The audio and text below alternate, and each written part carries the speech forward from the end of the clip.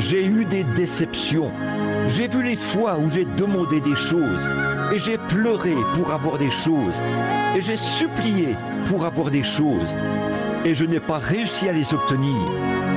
Mais si je m'attends patiemment à Dieu, alors je sais que tout concourt exactement comme il faut. Tout finira exactement comme il faut. Car il fait exactement ce qui est juste. Je pense à ma femme de 22 ans qui a été reprise alors qu'elle n'était qu'une jeune fille, une jeune maman.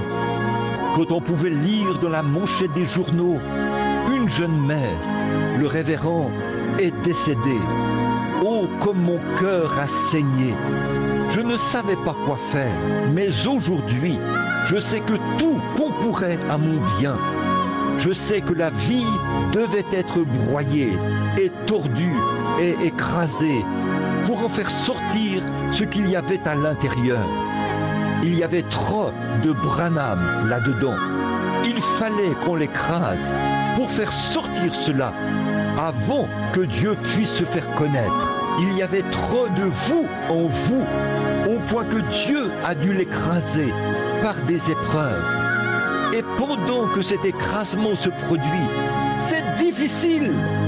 Mais au bout d'un moment, le ciel se dégage. Alors vous voyez le dessein de Dieu. Puis vous criez, je sais que mon Rédempteur est vivant et qu'au dernier jour, il se tiendra sur la terre.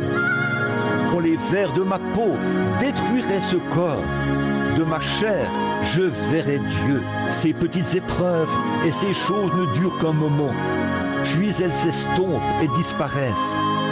Mais elles ne sont que pour votre bien. Souvenez-vous. Ne tremble pas, quel que soit ce que tu vois, il y a une histoire entre toi et Dieu qui ne date pas d'aujourd'hui. Le même Dieu qui t'a sorti de situations difficiles, il n'est pas fatigué. Fais-lui confiance parce que tu as une histoire. David a combattu l'ours et le lion, personne ne l'avait vu. Mais Saoul était surpris de la détermination d'un gamin. Tu as plusieurs histoires avec Dieu. Tu peux écrire beaucoup de choses que tu as traversées au bout de désespoir, que tu n'as pas compris comment tu t'en es sorti.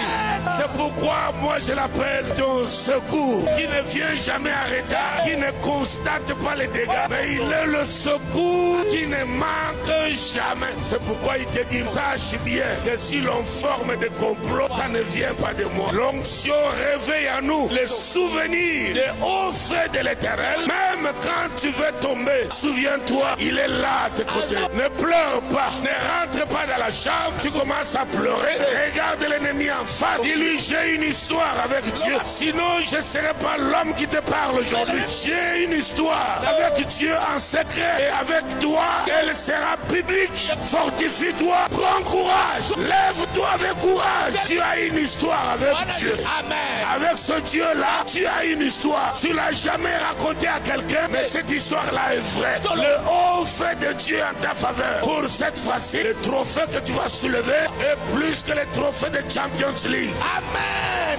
Tu le soulèveras, tout le monde le verra. Même tes ennemis, même ceux qui t'ont frappé, ceux qui ont craché sur toi, eux-mêmes doivent voir le trophée soulevé. N'aie pas peur. S'ils n'ont jamais vu Dieu, qu'ils viennent chez toi. Wow. Ne sois pas effrayé. Ne crains personne. Quel que soit les cris et les bruits, ne crains personne. Toi, tu as une histoire. Ne sois pas effrayé. Rien ne s'écroulera sur ta tête. Reste debout. Tu arriveras là où Dieu t'attend. Il a déjà ouvert les bras. Il attend que tu arrives. Guéris-toi de la panique. Guéris-toi de la peur. Ne sois pas effrayé. Même quand on te dit, on a cassé ta boutique, on a tout volé. Arrive là, les gens soient étonnés. Ils regardent ton attitude. Tu n'es même pas là où on t'attend.